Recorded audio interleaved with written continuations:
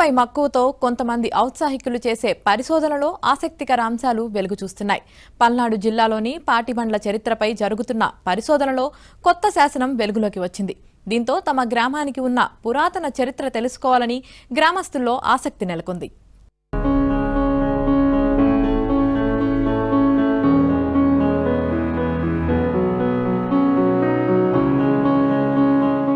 చారిత్రక నేపథ్యం ఉన్న గుంటూరు జిల్లాలోని అనేక ప్రాంతాల్లో ఇటీవల కాలంలో అనేక చారిత్రక ఆనవాళ్లు బయటపడుతూనే ఉన్నాయి.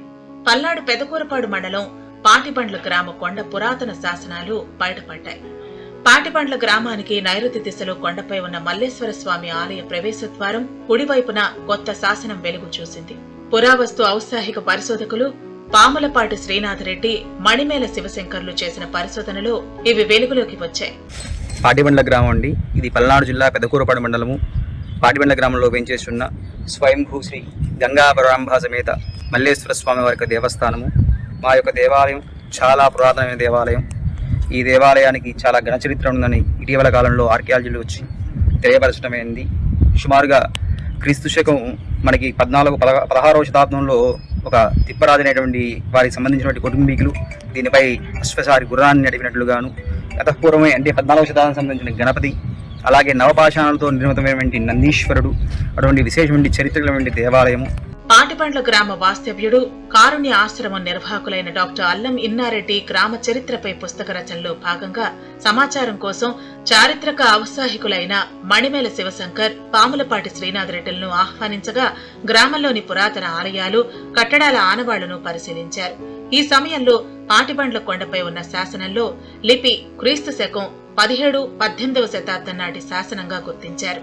ఈ ప్రాంతంలో ఖచ్చితంగా ఆదిమానవుల అవశేషాలు ఉంటాయని భావించి కొద్దిగా పరిశీలించగా మనకి కొత్త రాతి యుగం నాటి రాతి గొడ్డళ్ళు మరియు మధ్యయుగానికి చెందిన చిన్న చిన్న రాతి పనిముట్లు కొంచెం లభించినవి.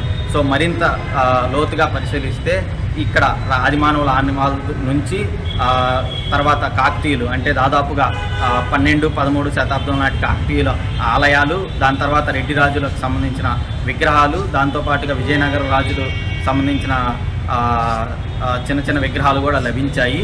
కొంచెం ఈ మహమ్మదీయుల దండయాత్ర కానివ్వండి, ఏదైనా దండయాత్రలో స్వల్పంగా అవి దెబ్బతిని ప్రస్తుతం గ్రామ శివారులో నిర్జీవంగా పడివేసి ఉన్నాయి. వాటన్నిటినీ సేకరించి ఒక చోటకు చేర్చి మ్యూజియంగా పెట్టాలని గ్రామస్తులను మరియు అధికారులను కోరుతున్నారు.